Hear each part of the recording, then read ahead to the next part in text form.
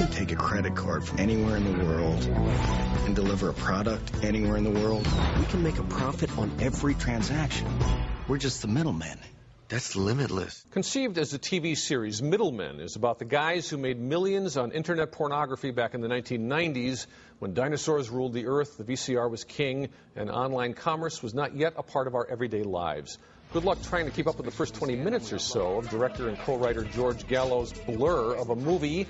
Giovanni Ribisi and Gabriel Macht play the cocaine-addled duo who've begun to make a little bit of money posting dirty pictures online for a slight fee. So, what's the next step? What do you? People do it with magazines all the time. You swipe your credit card in the computer. No, you dial it in.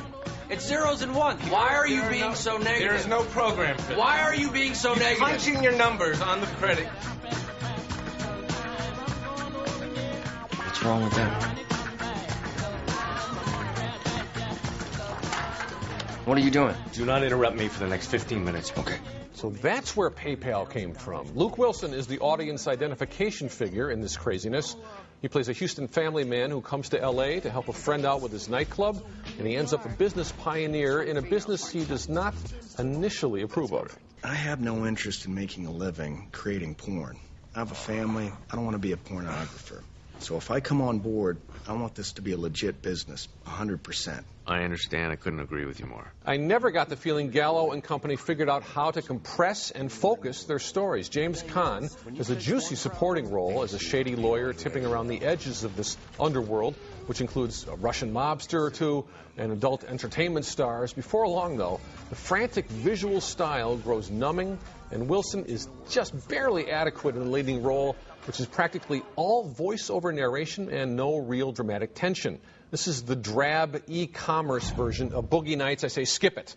I was amazed to learn, though, that there's pornography on the internet. That was a real eye-opener. There is. For me. That's the historical value of this picture. Yeah. What do you think? Well, I would say rent it. I mean, it's a mess, and you can feel how it's trimmed down from something much larger and more ambitious. But I like the ambition. It wants to be a kind of a casino of pornography or a Boogie Nights of the internet. Right. I thought enough of the characters were interesting. I actually kind of liked Luke Wilson. I thought he had an interesting mixture of kind of bland, suburban, ordinary. And a hint He's the hole of at the center of what you need. You needed a much more interesting actor. I think the part's compromised as written, and I just don't think.